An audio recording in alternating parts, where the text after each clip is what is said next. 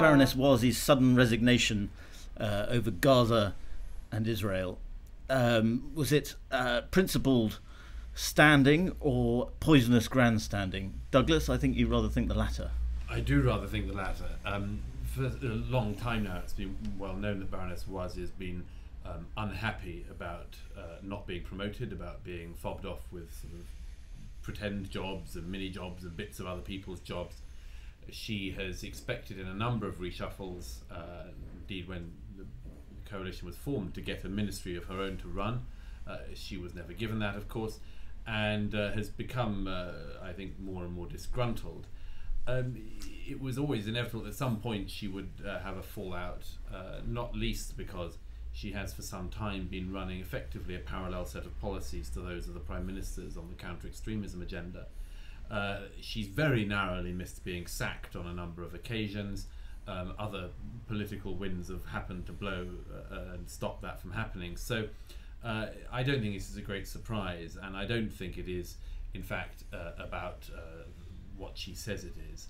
If she was genuinely concerned about the British government's non-statements, as she thinks they are over Gaza, she would have first of all had a better opportunity to voice them by being inside the cabinet than by being outside. And secondly, it's a very strange time to do it. She made her great grandstanding moment at the moment that Israeli forces, the ground forces, were withdrawing from the Gaza and a peace began. So it's very odd. You don't think you don't think there's anything wrong with a major Conservative figure being off message, as it were, on the government's line in the Middle East?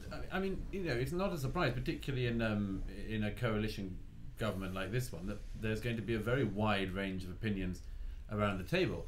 Nick Clegg has not been particularly restrained in his condemnation of the Israelis in recent days. The Lib Dems are kind of trying to pay a Danegeld at the moment by saying as much as they can against the Israeli government, and are actually going out and saying to voters, "Look, we're condemning the Israelis." So no, I look forward to hearing what it is she has to say in the days and weeks ahead, and how vicious she will make it. Tim, do you think the timing's not a little suspicious? I think it might be. First of all, this was a very poorly handled resignation. I mean, I'm not much better than myself. I resign the same way I end relationships, a very short email, and then don't pick up your phone for 2 weeks. But in this instance, if I was going to resign... But not littered with grammatical errors. No, this is the thing. If I was going to resign from the government, I would get someone else to read the letter I had written for me to make sure that, for example, I hadn't completely screwed up my grammar, or failed to put in a paragraph break, or written it in a strange alignment that means that from a distance it looks like a letter from British Rail telling you that a fine is overdue. It has this really weird, overly formal. But seriously, she may have her flaws, but I think it's significant. This is the first person to step down from the government in 11 years, since 2003, on a point of principle about foreign policy. So first of all, I'm happy about that. I can't believe that in those 11 years no one's had an issue with Iraq, with Afghanistan, with Syria, and I'm really impressed that someone finally has stood up for that, regardless of the many complicated other factors that might be involved. Secondly, she's taken an enormous risk. Baroness Warsi is nothing without David Cameron. She does not have a seat in the House of Commons. Her political identity is linked entirely to the Cameroonian project of trying to reach out to people who don't normally vote Tory. So for her to go in this manner is to take an enormous risk and essentially to walk into the wilderness. And I suspect, given that she has nowhere else to go, and the only other option is the Lib Dems take her, which I'm sure even she recognises would be a mistake, given that, and given what she's done, I say good for her. It's a risk, and I'm impressed that we have a politician prepared to take it. Douglas, in the magazine this week, you talk about the West's lack of obvious leadership, of a sort of strong moral figure to stand up for what used to be called the free world. Yeah. I mean, obviously your politics are in no way aligned with Baroness Warsi's, but do you not think this is the kind of politics, as Tim says, this is the kind of politics we need, is principled, although obviously you think it's cynical? I mean, firstly not, because I don't think it is principled. I think it's a knee-jerk. It doesn't form part of any coherent policy. It does form part She's been fairly consistent on Israel, I'd say. Well...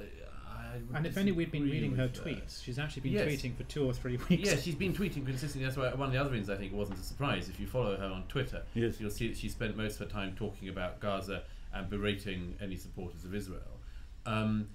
No, I don't think she has been consistent. I mean, she's always, throughout her time in the Conservative cabinet, she's always tried to be seen to be close to the Conservative friends of Israel.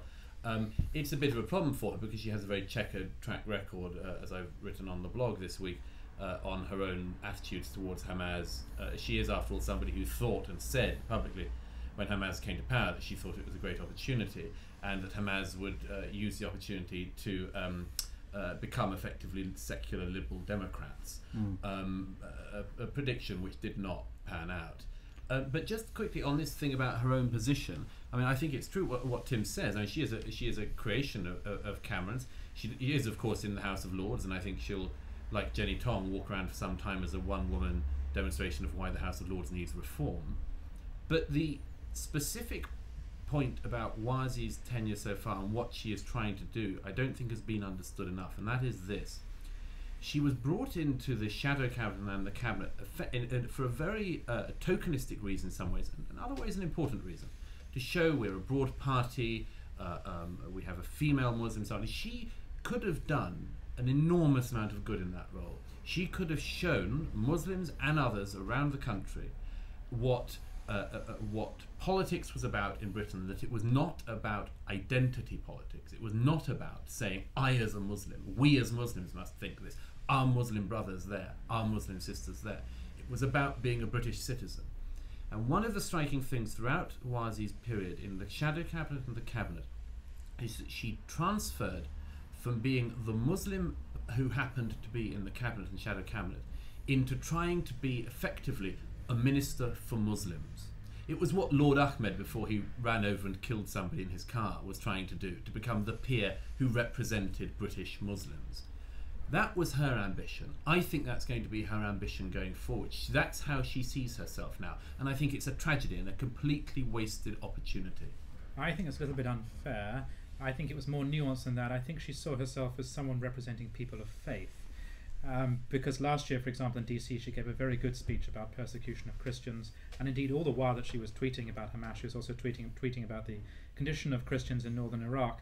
I think she probably wanted to be that, but that may have been a slightly naive ambition, because like it or not, identity politics does matter, and in the same way that one is a minister for women, so one invariably stands up for one particular gender, I think the fact that she was always signposted, perhaps unfairly by the media, perhaps unfairly by her own party as the Muslim in cabinet, or at least the Muslim woman in cabinet, meant that she ended up doing that. But I think she's worth more than that, and I actually regard her as an important, eloquent, and quite effective voice in the last few years. The highlight of her career for me was when she was against the BNP on Question Time, and she was absolutely brilliant.